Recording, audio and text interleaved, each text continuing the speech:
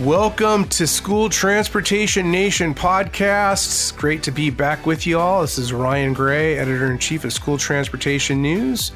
We've got a great episode for you today, as is every episode, brought to you by Transfinder, the leader in school bus routing, and have our illustrious Associate Editor, Taylor Hannon, joining me today. Taylor. Hello. How are you doing? It's great to be back on another episode talking to the nation. I'm doing well. Yeah. I'm a little hot out here in California, but you know.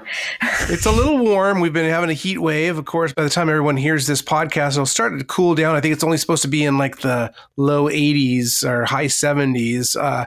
But yeah, we've been going through like 90-degree weather. And here at the beach, that's really something. But we have a lot of information to share with you all. But first, we want to get to our tech tip from Safety Vision, your school bus video surveillance solution partner.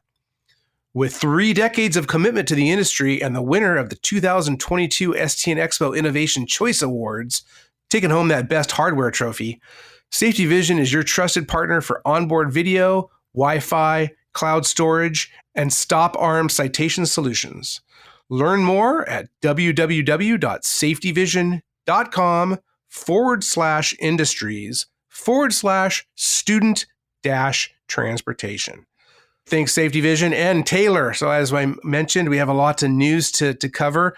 First of all, as we're recording this, we got news just this morning that the Queen of England passed away. She died today. So our condolences to the royal family and all of our UK friends out there. You have some fun facts about the school bus in the UK, don't you, Taylor? I do, Ryan. Actually, the first I see you like cheering over there because you just like set me up perfectly for this fun fact. Exactly. I love how that works out. So the first known school bus in the UK was actually a horse-drawn coach, and it was designed to carry 25 children. Constructed in 1827 by George Shillibeer for Newington Academy for Girls. So very interesting. Outside of London, I know that school well. So thank you, George, for your contributions to the school bus industry. But of course, yes, we have a lot of yellow school buses over across the pond, as they say, over in the UK. Of course, for students, the largest transportation provider here in North America, they used to be owned by First Group PLC, which is based in Scotland. So they obviously introduced a lot of yellow school buses, actually a lot that looked pretty similar or were the same version as here in the US and Canada. But a lot of the yellow buses, there's double-decker buses. There's a whole, you get over into other countries and it's interesting to see all of the different the buses out there. But again, we want to pass our condolences. One of the longest, sitting monarchs and heads of state, in God forever. So Queen Elizabeth, we remember you. With that said, obviously there's a lot of other big news in the industry. We had the release of the annual NASDPTS illegal passing survey that was not done the last 2 years because of COVID.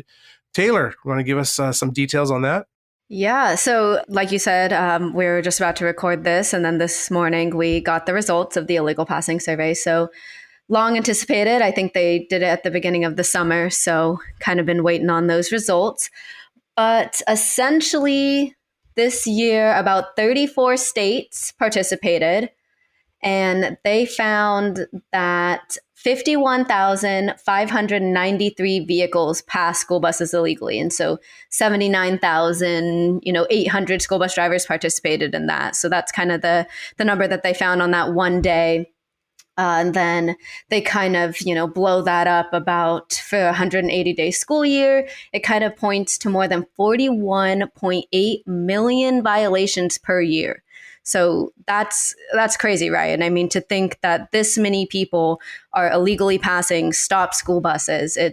I don't even have words to describe that feeling. Mm-hmm. Absolutely. Yeah, it's been a trend that we've seen. So, of course, they shelved the survey for a couple of years with all the lockdowns because there weren't enough school buses out there operating to really do these counts. But this is a voluntary count. So that's why, 34 states, though, I think that's trending up in terms of participation, Taylor. 2019, I think, was 39 states. Oh, 39. Okay. So that's just a little bit of a fall off, but still, pretty indicative of the ongoing problem. And I know in your article that we have up on stnonline.com, Patrick McManaman, who's the president of NASDPTS, he's actually going to be passing on the torch to Mike Simmons next month at their annual meeting out in DC. But he's quoted as saying that illegal passing has reached an epidemic level. Obviously, there's been a lot of the term epidemic used lately, certainly with COVID, the driver shortage. But what really stuck out to me is, he's basically saying that there's all this technology and all of this messaging that's continuously being put out, all these states that are hammering down on laws to target illegal passers. Some of these states requiring or allowing the use of a lot of technology like stop arm cameras and stop arm enforcement. But it doesn't seem to be working. And I think that is one of the big challenges amidst all the others that this industry faces, is how do we get folks to stop? Is there any solution at all? Taylor, what are your thoughts on that? Wow, that's a big question. Solve it. We want a solution. And I don't really think it's one solution fits all. And I think that's kind of what the federal government is looking at, in that new infrastructure law that passed. It's not all about the green school buses. We do have an article that was in August kind of breaking down that a little bit more. But I think it's just looking at everything and choosing, what works for your state or your district. We do have a map under our resources, the safety resources at the footer of stnonline.com, that kind of shows which states do have the school bus stop arm laws and the cameras. So if you guys are curious and want to know more information, definitely check that out. But we do update our resources, as more information comes. So that's a really good place to kind of see what's going on in your state. So then you mentioned the what the feds are doing right now and looking at essentially danger zone safety issues, right? That's what is contained in that bipartisan infrastructure law. And, like you said, so much of the attention went to zero emission school buses, the clean school bus program, $5 billion. But the feds are also studying the effectiveness of technology. There's also, lighting. It's not just the cameras. We have extended stop arms now that we're seeing that are extending into the next lane to try to really, grab the attention of the motorists. We have illumination around the school bus, putting LED lights on the signage, shining lights across the street, especially in the dark hours. I mean, we're coming up here in about a month or so, month and a half. It's going to start getting pretty dark and we're going to have daylight savings time. That's always a portion of the year, as well as, again, in the spring, when the industry is finally tuned focused on, safety in those pre-dawn hours, because these buses are rolling at, 6 a.m., sometimes earlier. They're driving in sometimes a lot of very rural areas that don't have a lot of street lamps. And, children are put at risk. So the feds are looking at that. We have not gotten an update. We've reached out to the feds to kind of find out where that is. I'm sure it's going to take a little bit of time. This bill was just passed a year ago, and we know that the federal government sometimes takes a while to get things going. So, but we'll be looking to see what, in terms of the wheels getting in motion in the next 6 months or so, how that takes shape and what the feds start looking at.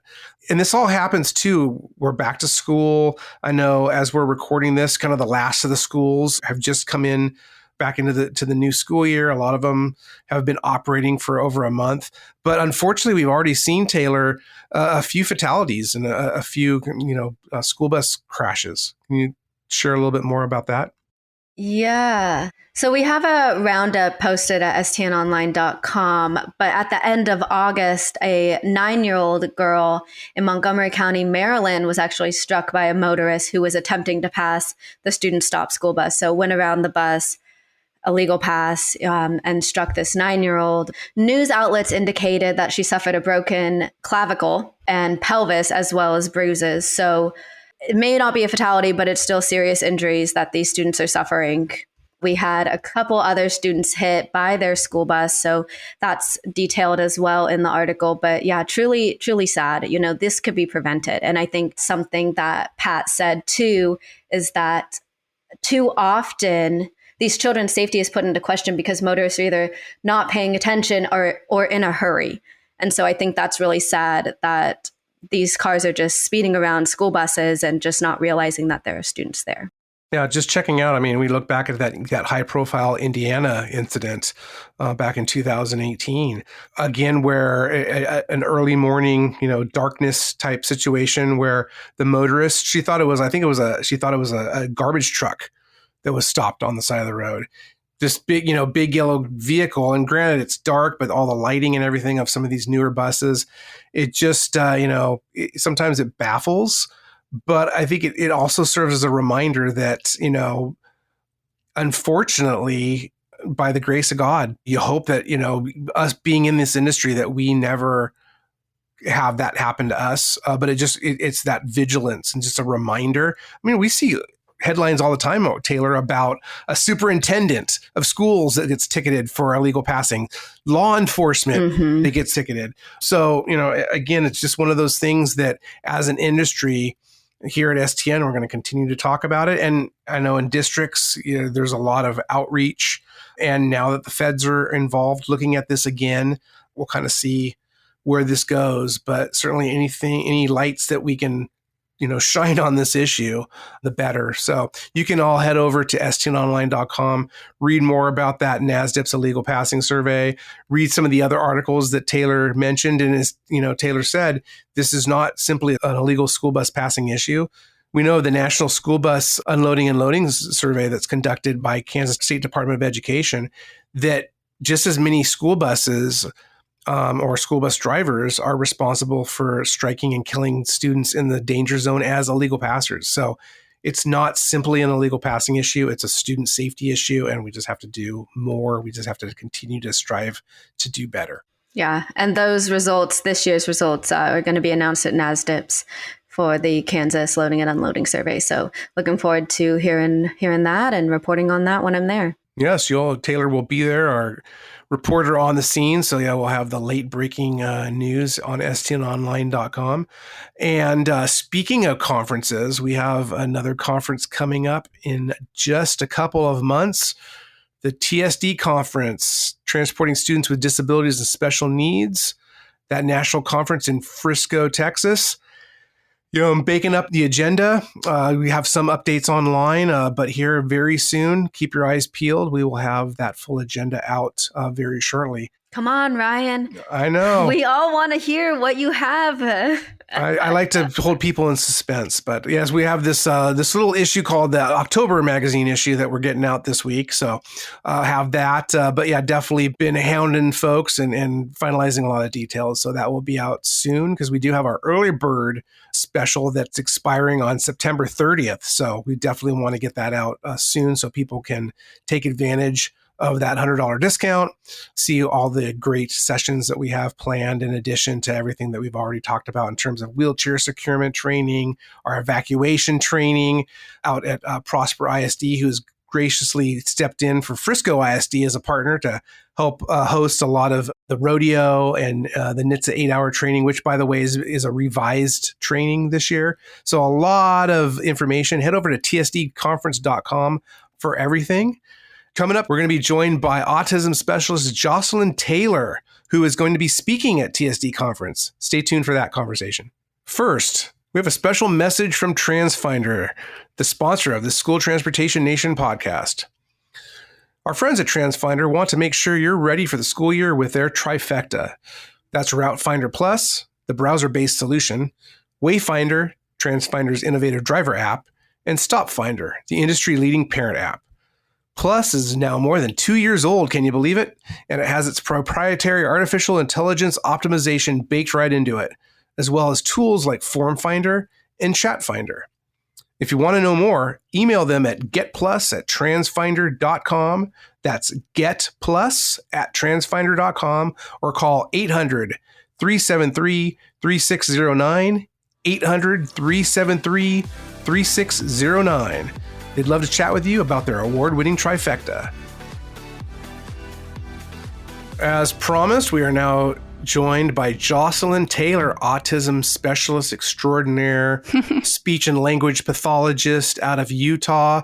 She's going to be one of our general session speakers at TSD Conference in just about 2 months' time. Jocelyn, Hello, Ryan. Thank you so much for joining us. You're out there in the desert, and you were telling me that you're right next to an Air Force base. Yes, absolutely. We might get a little visitor in a little bit. So if all you out there in the nation hear some roar, it's our nation's finest military doing some Finest, and they go right over my house. So, That's got to be fun for. Hopefully, they don't do that at night. well, yeah, they do. Sometimes my. they do it at night. Sometimes they do it at 6 in the morning. And we are just grateful that we are protected. There you go. That's our attitude. Well, there you go. If you know something happens, then they're right there, ready to scramble. There you go. So I mentioned you live out in the desert, Utah, the Salt Lake City area. I live in Syracuse, which is just north of Salt Lake City. Okay. Right by Antelope Island. It's a hot spot for tourism. So if any of you want to visit Antelope Island, just drive on by and I'll wave to you and come in and get a drink of water. All right. It'd be great to see you. She'll be out there as she's waving on the jet planes as she's Yes, maneuvering them around. absolutely. She'll wave. Just don't wave too much because those pilots get confused. They see you waving. And We want them to not be distracted. exactly. So Jocelyn, I mentioned you're an autism specialist. You recently retired Yes. from Davis School District, Yes, which is there in the Salt Lake area. How many years were you working in the public schools? Okay, so I started in public schools about 30 years ago. I was a speech path practitioner, and then I was hired by the state of Utah to bring autism training to the state, and that was pretty exciting.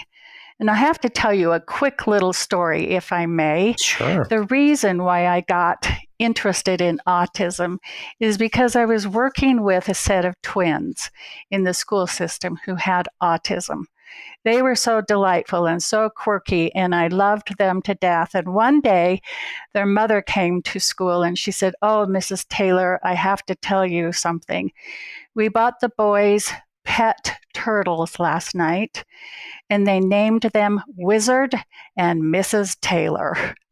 And I was so honored that I had a turtle named after me. I was hooked. I was hooked into the fascinating world of autism. But yeah, so I was hired by the State Office of Education to bring autism training. And that was when autism was a big bubble, and it is still a big bubble. So I was a university professor for a while, and then I became the director of related services in Davis School District. And now I've recently retired, and I'm starting a consulting company called Experts in Education. So that's kind of exciting. I've been a keynote speaker for autism in about 20 states, and I just love it. I love sharing my experiences and talking about autism. And returning to TSD, I know we've had you. It's been a few years. Yes. But happy to have you back. And certainly, there is so much of a need. It's increasing, right? As more is known about the spectrum and how every student, regardless of their ability, is different, right? But certainly that is exacerbated more on the spectrum. Yeah, absolutely. I think you make a good point that every student is different. However, they do have some commonalities, and one of them is that they're visual learners. And so that's what we want to do, is really highlight their strengths and use that visual ability to help them with skills on the bus. So before we get into what you're going to be talking about in November, you also worked at the state level in Utah, correct? Yes, the State Office of Education. I developed the autism training for the state of Utah. That was pretty fun and exciting. My approach was that if there was something I didn't know about, I had a little bit of a budget, and so I would hire the national expert of that area, and I would fly them into Utah, and they would train all of my autism specialists. So I feel like I've been very blessed to have had the best of the best come here to Utah and teach us what we need to know. It's been an exciting life. Oh, I bet. So coming out of COVID, we've talked so much, and a lot of the national narrative has been about students and their learning has been impacted. A lot of the students are behind. Recently, we saw stats come out on looking at the baseline for 9-year-olds and their reading and math scores, and they were down to below pre-pandemic levels. So they definitely took a big hit. Absolutely. That's even worse for students with disabilities, Well, it is. And here's my concern, Ryan. I'm so glad that you're focusing on this. I've been reading some research on it. And there's some studies that show that children in preschool, that their actual IQs have dropped. So, you think of the bell curve and you think of 100 being average. This study shows that the average IQ is now 80. So that is just a big, big shift for children in preschool. The schools have a lot of work to do to get kids caught up to pre-pandemic rates. My concern is that all of these children might be diagnosed and they might be determined to have disabilities when really the issue could be that they just have not had access to education. So I know in Davis School District, we've been running some summer school programs and doing all kinds of things to try and get kids caught up. But yeah, everyone took a big hit during COVID, and particularly kids with autism. Kids with autism need a routine. And so when they were home, they got out of the routine. Now that school is starting up again, they're challenged with the routine because they need that routine. They need consistency and sameness. So schools have been really impacted. Mm-hmm. And from a transportation standpoint, obviously, getting these kids to school ready to learn and, under the IDEA tenets in the least restrictive environment, a lot of that burden falls on them, because you're saying that if a lot of students, or the fear anyways, that many of these students that are coming out of COVID with lower IQs and they're maybe misdiagnosed or, unappropriately given an IEP, for example, and what that impacts to student transportation. On one hand, it has a lot more kids that could be transported. Yeah, absolutely. But we're also seeing, unprecedented driver shortages. The vehicles themselves are increasing by 25, 35%. What's there to be done? I mean, what are your thoughts on where transportation falls into this conversation? Well, transportation, we have a really great opportunity with transportation. And here's what I like about it. If we can leverage the students' transportation experience and the skills that they need, it feeds directly into the criteria that we use for prioritizing students' educational needs. So we know that children need independence. We want children with autism to be able to independently ride the bus. We want them to participate in the bus riding experience. And when we're transitioning students with Asperger's or high functioning autism to typical routes, they now will be participating with their typically developing peers. And we know that transportation, we know that that's a functional skill. We know that that's something that they're going to be using their whole life. And we know it's an age appropriate skill. And we know that it has longitudinal value because they will be using those skills their whole life. I think there's a jet going over. I don't know. Can you hear it? Can't even hear it. See, you soundproofed your house so well that we can't even hear it. Okay, good. I was just talking about the criteria for learning needs. We know that kids ride the bus frequently. So there's frequent opportunities for kids to be learning and opportunities for instruction right there on the bus. The only issue that I can see is we've got to figure out how to make the bus ride motivating to students. And I have some ideas for that, because we know that riding the bus and those skills are important to parents. And we know that they have interactions on the bus where they can practice their skills or they need to learn how to respond to other students, whether it be preschool or elementary or junior high. We know that kids in junior high have particular styles, and those kids are a little bit more sophisticated than our kids with autism. So we need to teach them how to respond to, some of the high level sarcasm that we hear from kids in junior high. And then the high school students, I have found that high school students are typically a little bit kinder to kids with autism. Junior high seems to be a little bit tricky because all of those kids are just getting into some new sophistication with sarcasm and some language skills that our kids with autism may not. Hormones kicking in too. That complicates things. Well, you bring up the mainstreaming high functioning students, which happens to be the closing keynote that you're going to be providing our attendees on Saturday, November 12th. Woo-hoo. Really interested to see that and see what you're going to present on site. So much has been, also asked for, pleaded for at TSD in terms of behavior, behavior strategies. And certainly when you're talking about students on the spectrum, that behavior, and I don't even sometimes hate to use the word behavior. It's how they perceive, there's their perceptions or how it's just the embodiment of their perceptions a lot of times. Yeah. So I hate to use the word behavior, but that, again, there's a spectrum of that.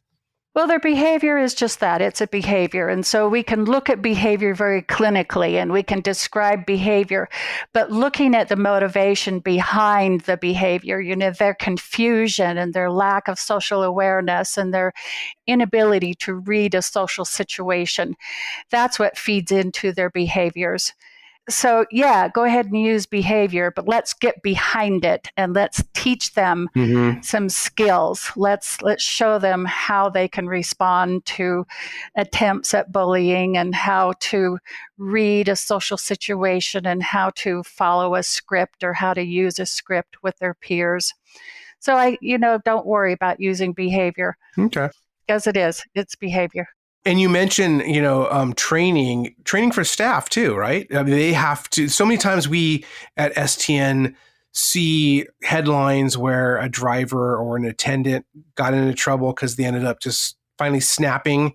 And that behavior is being viewed as as malicious, right? When it's really, and my point is it's how the student perceives and embodies whatever stressors are being caused or whatnot. Oh, good point, Ryan. But it's training the staff on how to, you're driving a special needs route.